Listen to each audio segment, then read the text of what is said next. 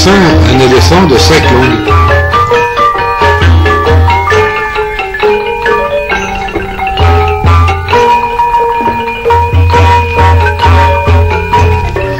Ces sympathiques colosses travaillent habituellement dans la forêt où ils débardent des billes de bois.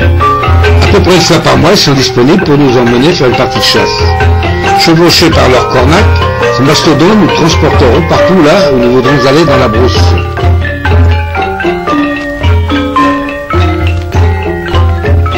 Aujourd'hui, par chance, 3 éléphants sont présents et c'est donc accompagné du chef Keo Sam Ung et de son adjoint caporal dont j'ai oublié le nom que nous partons en convoi pour une balade d'environ 20 heures. Les départs se font toujours dans l'après-midi avec retour vers 12 heures le lendemain ou même plus tard selon les circonstances.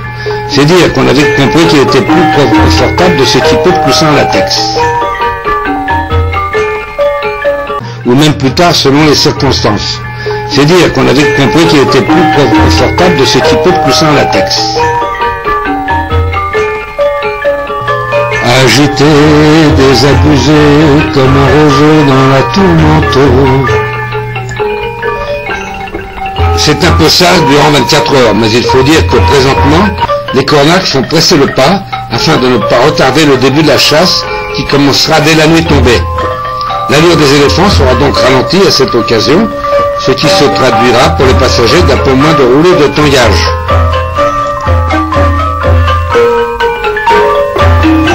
Nous ne verrons pas les lieux de chasse car l'action se déroule de nuit avec comme éclairage une batterie de voitures et aussi des lampes de tête. Dans ces occasions-là, on chasse ce que l'on trouve. On ne part pas spécialement à la recherche de telle ou telle espèce d'animal. Ce qui fait que l'on peut aussi bien ramener un cerf qu'un petit félin, voire même un gros, pourquoi pas.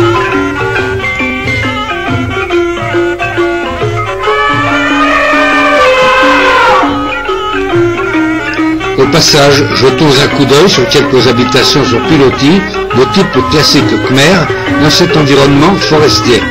Leur conception permet de disposer, sous les pièces d'habitation, un feu qui reste actif chaque nuit, qui a ainsi l'avantage d'éloigner et les moustiques et les animaux sauvages. Par la même occasion, les animaux domestiques profitent également des bienfaits de la sécurité générée par les braises incandescentes.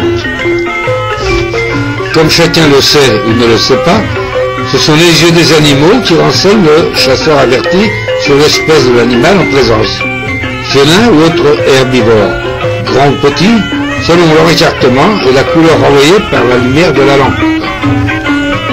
Sur le chemin du retour, après une nuit passée à scruter les ténèbres juchées sous nos sièges oscillants, nous croisons une charrette à bois, véritable véhicule tout-terrain, qui laisse de profondes ornières sur les pistes lorsqu'elles sont détrempées par les pluies. On nous cède le passage, car en brousse et poids lourds ont la priorité. Véritable bulldozer à 4 pattes, nos braves éléphants, tout comme nous, sont quelque peu fatigués. En effet, il aura fallu franchir collines, rivières et brousses épaisses, et même quelquefois faire tomber quelques arbres pour se frayer un passage. On serait tenté de dire de la routine, quoi. Sauf que les nuits sans chasse, ils ne travaillent pas. L'éléphant s'avance prudemment sur ce ponceau fait de planches fragilisées sous le poids.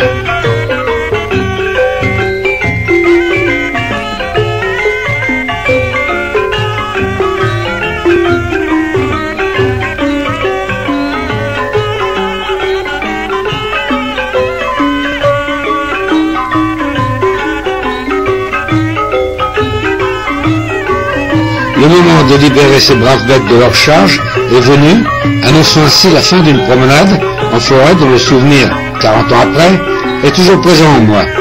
Les éléphants seront ramenés sur leur lieu de travail sans tarder. Ensemble, avec le sergent-chef Keo Sam Ung et le caporal, nous faisons l'inventaire du gibier ramené qui se traduit par une civette, 2 ou 3 chevreuils aboyeurs, ainsi qu'un cerf dont le trophée est présent dans mon bureau, pour ne pas oublier.